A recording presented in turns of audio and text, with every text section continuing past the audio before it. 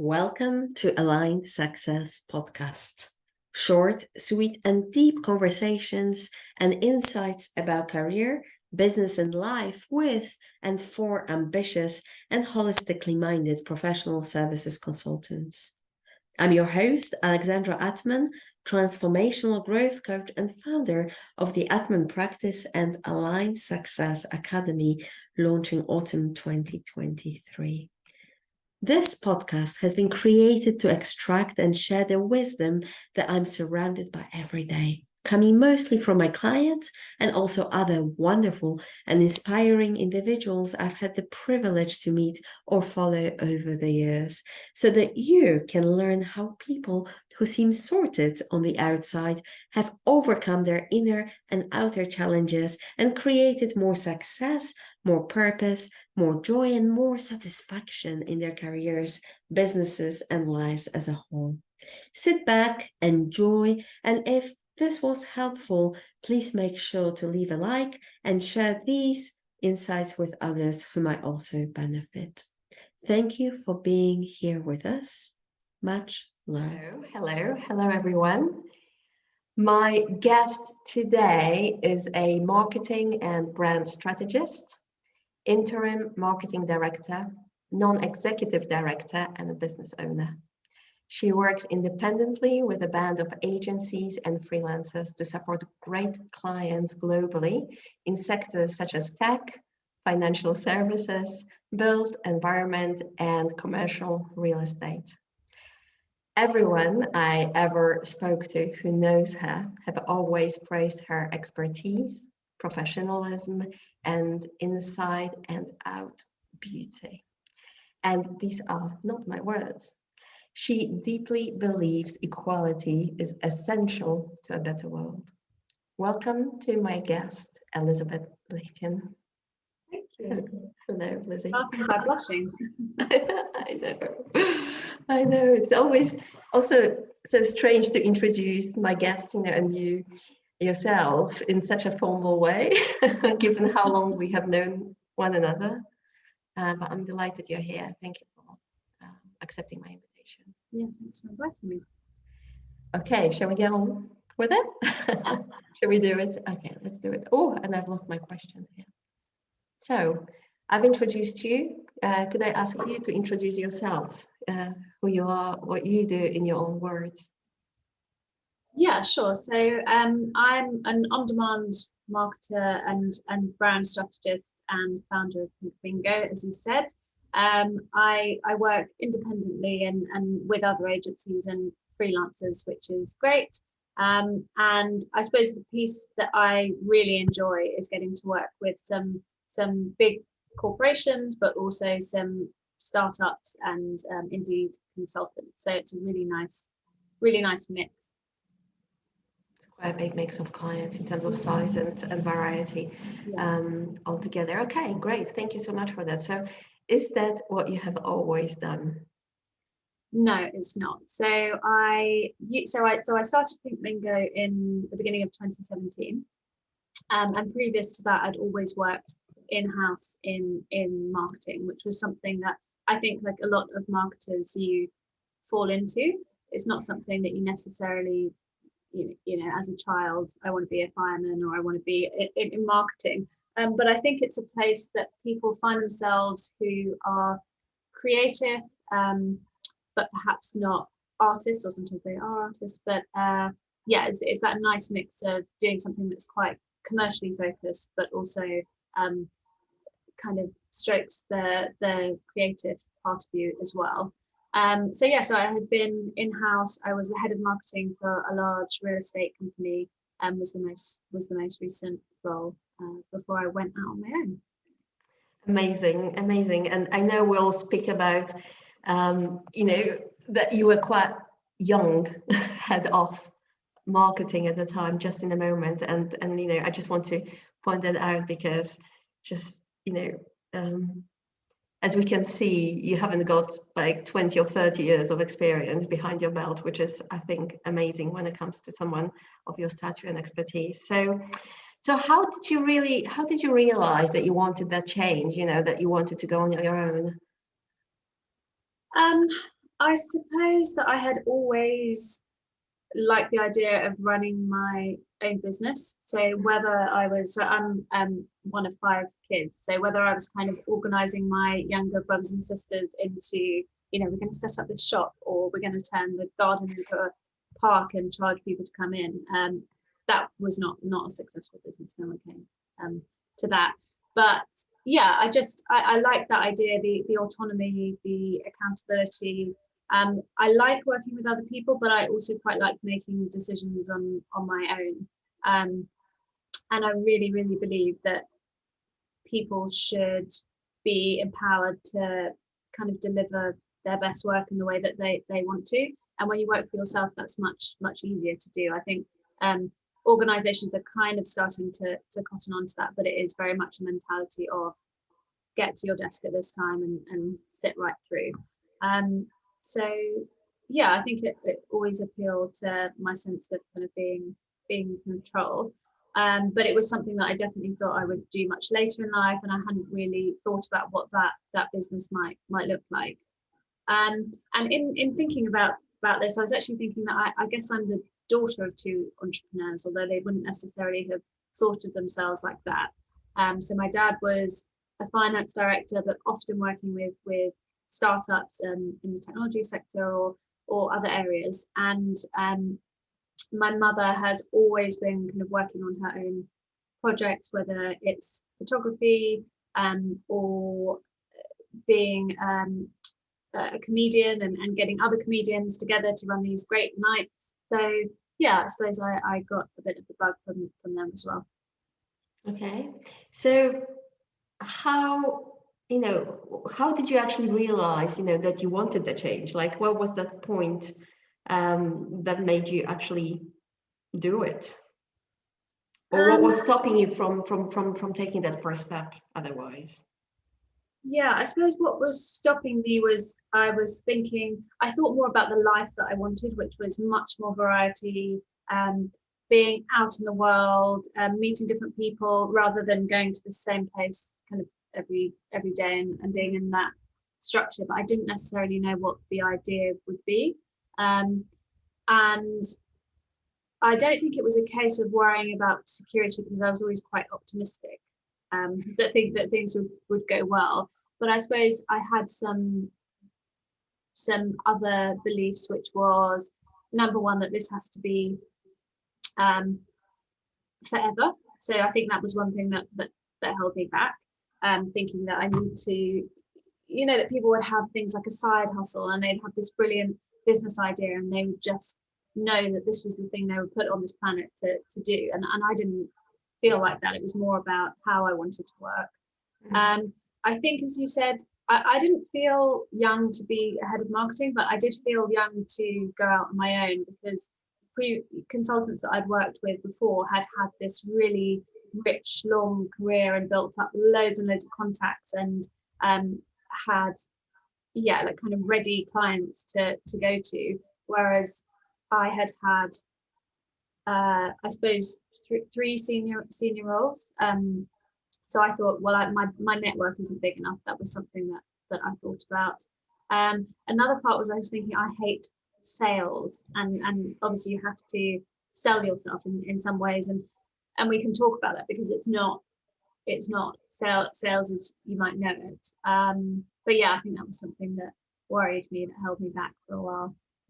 So would you say that that fear around sales and network was one of your biggest fears, really? Yeah. That stopped you from getting yourself out there? Definitely. How old were you when you actually set up Penguin? If you don't mind me asking. Early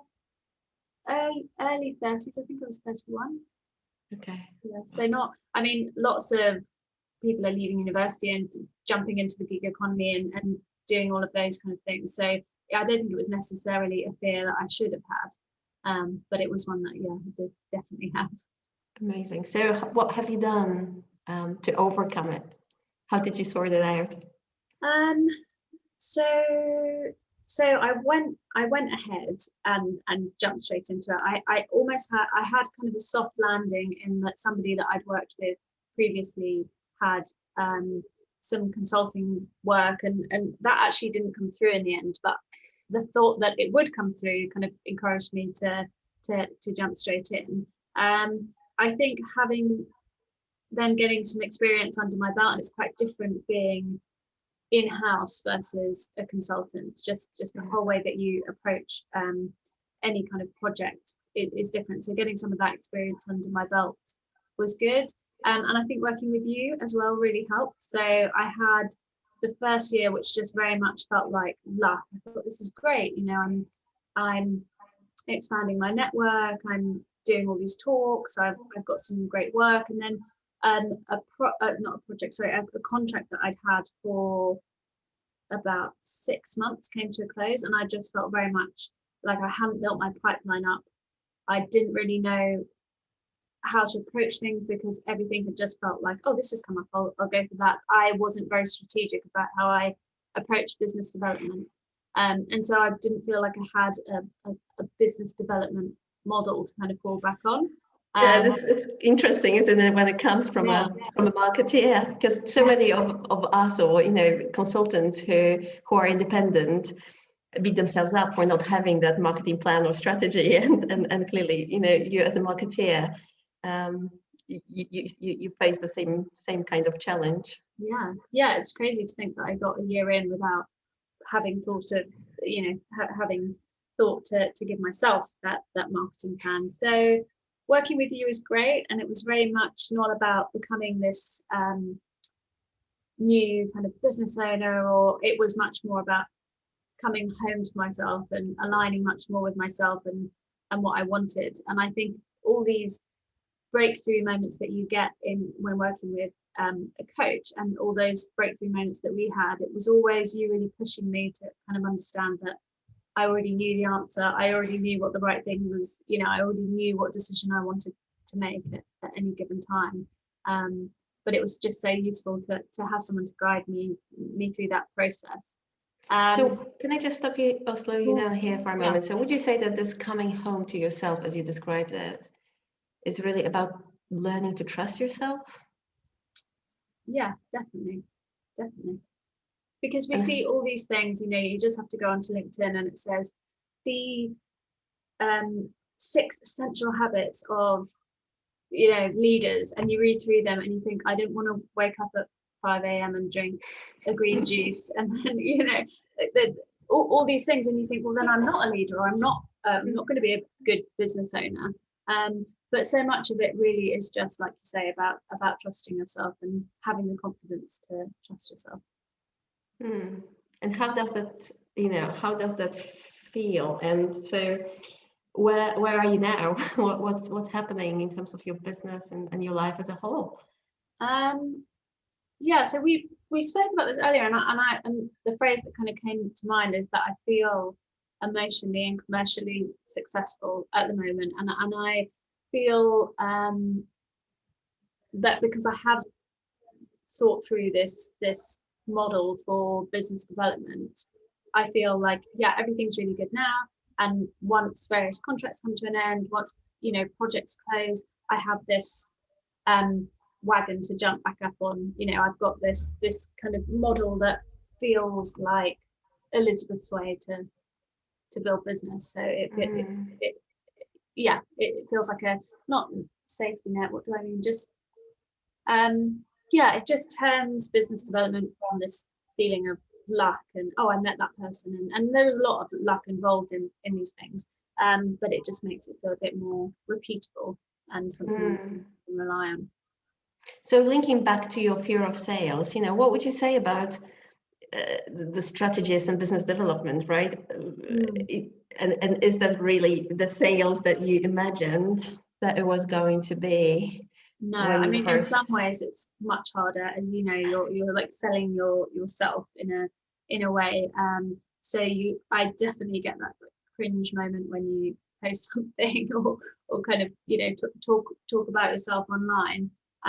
But I think it's about being really clear about what clients value in you. So although I said, I couldn't believe that I'd got to a year into business and hadn't done this plan, it actually felt like the right time to do it, because I had some experience under my belt. I knew what clients values about me. And I knew, I thought I'd work with a lot of marketing directors, and I do work with marketing directors, but often it's a non-marketing person that will bring me in. So thinking that through. So rather than, putting blogs out on these kind of nebulous marketing concepts or about lead generation or something like that, it was much more, I did a whole series called like the C-suite series, which was about, okay, you're not in marketing, so what do you need to know about marketing? So I think being really clear about what clients value about you is useful. And for me, it's flexibility. So, and that's the link that ties why a startup might want to work with me, because they need messaging support, they need an investment strategy, but they aren't going to hire a full-time marketing team, right through to much larger clients who somebody might leave them in the lurch. They want to take that time to rehire, but they need just to get key projects over the line. So I think that flexibility is really important. And we spoke about this before, because for you and your clients, like really crystallizing, and I think it was intuition that we spoke about, was that key quality. It was indeed. However, I want to loop back to something what you said about what your clients value about you. So once we've established what your clients value about you, did you believe in that straight away, like seeing it in black and white? So what was useful was actually seeing it in black and white. So I really, again, one of these things where you think, oh, I don't want to ask, but people are generally very happy to, is asking for testimonials. So this was something that came up again and again. And I also did a client survey, which, because a lot of this is guesswork. You think, well, I want to do an event. Would a client want that on a Thursday or a Friday evening lunch? Do people want to work with me on a day rate basis or a project by project? And sometimes it's important to remember you can just ask. So doing that client survey was really, really useful. And yeah, seeing things in black and white, I think was good, paired with the coaching where it was that kind of self-reflection, and kind of realizing why people come to you. Yeah, very good. And what do you think is the connection between you embodying it, realizing it, as using the words that you used, and the commercials? So I think it helps you stay on track, because you can waste a lot of time.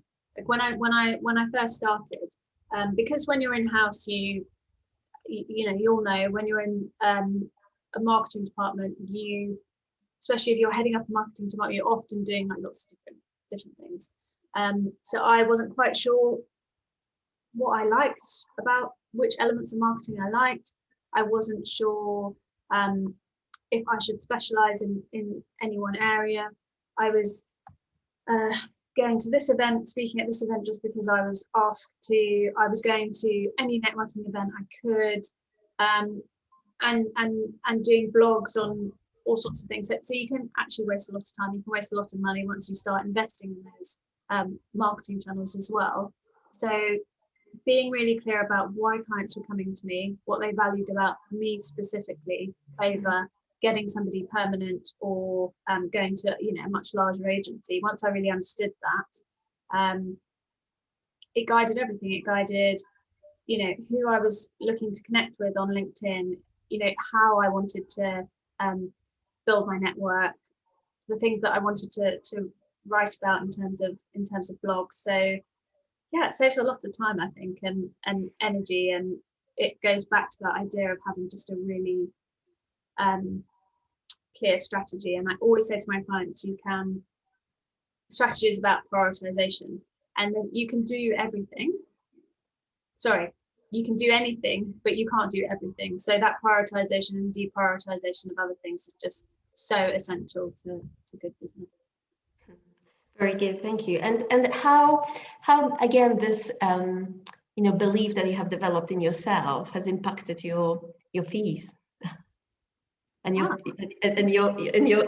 fee structure? yeah, so that has certainly gone up over the years. So I think just actually being really clear on the value that you're bringing, I think is important. With consultants, also there's just such a range. So I mean, I've looked at benchmarking surveys and that kind of thing, and I don't think that accurately reflects always what you're doing and the value that you're bringing to the right clients. So I think if you prioritize who you want to work with, and you really believe that you are bringing value, then I think you should be just as ambitious about your fees as you would, being in-house and advocating for yourself for a pay rise. Very good. And do you think, again, touching on being the advocates of ourselves when we are in-house, for the audience, I'll mention that I was an in-house marketeer before as well, so I can relate to that experience. Do you think that people who are in-house are advocating for themselves enough? Or what are the pitfalls? What are the things that you think you can now, from the kind of hindsight, you would say, they could have done, or you could have done better when you were still. I mean, we've spoken about this before. With chief marketing officers, there's a really high percentage of chief marketing officers that don't make CMO within their organization, and I can't remember the statistic. And we spoke about that because I think within marketing, maybe it's other areas as well, but especially within marketing, people feel they need to move to another job before they to get a decent kind of pay rise or to be paid even market rates. And I think that's difficult coming up through the ranks. And I think also with women, it's shown that women can sometimes be at that point of, I'm now ready to walk away if I don't get X, Y, and Z, rather than feeling that they can shape the role around themselves, that they can advocate for themselves. It is really, and for all these reasons about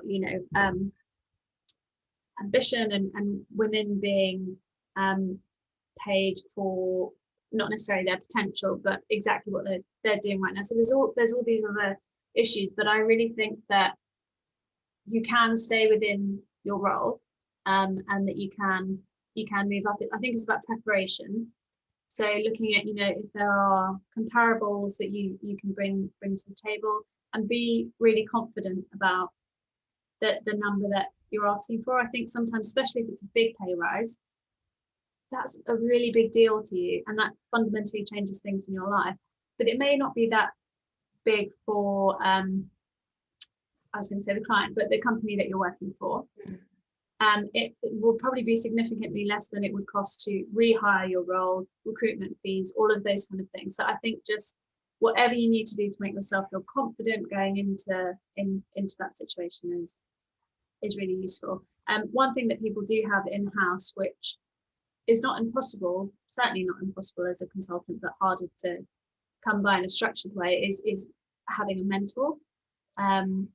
So that's definitely something you need to seek out much more as a consultant, but could be handy when you're having those conversations about, whether it be pay or whether it be a new role. We shouldn't steer away from trying to shape our environment rather than just moving on to somewhere else. Interesting. So what you're saying is, don't rely only on the professional development that you're being offered. Seek the mentors, seek external help if needed, seek that support to fully realize your value and how you can actually get some advice on how you can go about things. Is that right? Yeah. To challenge yourself and your views, because it's so easy at the preparation, as you said, it's so easy to just believe that we are only operating within certain parameters which should not be challenged, right? Yeah. And get yourself a coach. Right. It's about that challenge of the views and shaking up the viewpoint that we might hold at the time, and seeing, expanding the scope, really, because as we discussed earlier, I don't know if it was already online, you know, as we were recording or before, is that your beliefs, they just, they are like glasses, right? And you look through them and you only see certain things. And then when you change the beliefs, it's like suddenly, you know, you see something different that what like you think that wasn't there before, but actually it was there all the time. And it's about being able to make that shift. Yeah. And I do think that yeah, friends, but actually coaching is more than just a friend. And I think that if you can, if it's available to you, it's really great. And a lot of I've been able to kind of have that coaching conversation with myself as well, having spent you know, so many years now kind of working with you, that just if something comes up and you notice it, and is that really true? You know, you can kind of coach yourself a little bit as well. Yeah, I love it. And you know, this is how it also ripples out later on, because you can now challenge others when you recognize that they are stuck. So so what are your biggest successes today? What would you say? Hmm.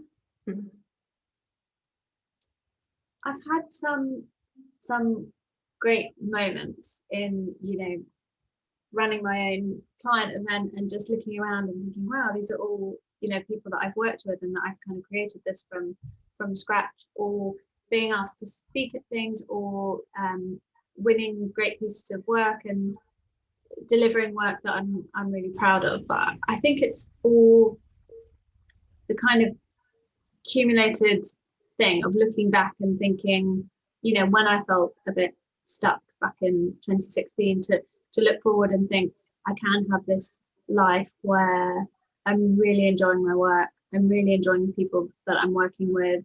I'm working with people far outside my network, that didn't just stop, that I feel like I'm learning things, and the variety, which has always just been really, really important to me. I think I get bored easily. So yeah, just looking back and taking it all in is Sounds like a growth and variety. And that point about looking back to look forward. yeah. Yeah, I think looking back is really important. Good. Okay, so what is the key piece of wisdom you would like others to know about?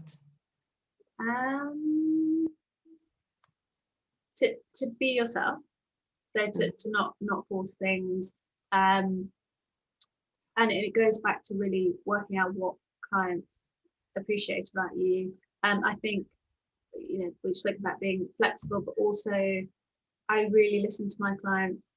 I work in a collaborative way. All of those things, you know, I'm not going to be the person that's going to come into a meeting and talk over everyone and say, this is my idea. And I think perhaps in times in my life, I thought that was the only way to be strong, or that was the only way to have power in a situation, or to be, oh, that's great, that's dynamic, that's, you know, a good corporate person. So I think just be yourself, because that's why people will work with you after all. And then I suppose one thing for people that are starting out as consultants especially, is a piece of advice that you gave me, which was that yes lives in the land of no. And I remember when you first said it, I just thought, okay, you know, great. But I have come back to it a lot. And I think that it goes back to, once you work out your, you know, your model for building business, that doesn't mean that you're going to have success with the first time that you try that out. But if you trust in yourself, you know, and just keep kind of plugging away, then you will find that yes in the land of no. That's quite amazing. I was speaking to a group of in-house consultants, to a team, you know, the other day, and we talked about the fact that nobody, even the leadership, you know, in their own team, we don't know what we are doing, like, right? Whether you're in-house, if you're in a leadership position, or you're an independent consultant, it's really about figuring it out, trying it out, right? Failing fast, and moving on and seeing what will work. And that, yeah, yes lives in a land of no. The more no's you collect, the higher the likelihood of a yes. And the fact that you're collecting no's doesn't mean that you're not an expert in what you do. So yes, thank you for sharing that. Is there anything you would like our audience to know about, or anything you would like them to come to? You would like to invite them to check out? Yeah, I actually gave a talk yesterday on something called your growth marketing formula, and it's this idea. It touches on quite a few things that we've spoken about, which is how can you turn what might feel like luck or perhaps luck, depending on how things are going, into something that is a sustainable way to build business, feels repeatable, feels a lot less like, oh, I'm just winging it and I'm not, quite sure how to repeat this. And so I gave that talk, and I've made the recording of that available on my website. And I think I've also given some examples within there of like big B2B companies, big B2C companies, founder-led startups, and also my own kind of growth marketing formula. So people from all walks of life should hopefully find it quite useful. I'm sure you'll share the link, but it's pinkflamingo.co.uk/growth-marketing-formula. And yeah, the slides and some resources are there. Brilliant. And we'll definitely include the link underneath this video on YouTube and other communications. So thank you for mentioning that. Is there anything else that you would like to add or share with us before we close? No, nothing I can think of. Very good. Okay, well, thank you so much for coming today and having this conversation with me. Sorry? Lovely to talk to you as always. Yes, it's quite strange to talk to you with the recording in the background, because we've not done that before. However, there is, it's good to have another first and take ourselves out of our comfort zone. So thank you so much. Have a wonderful weekend and lots of love as always. Okay, and stay.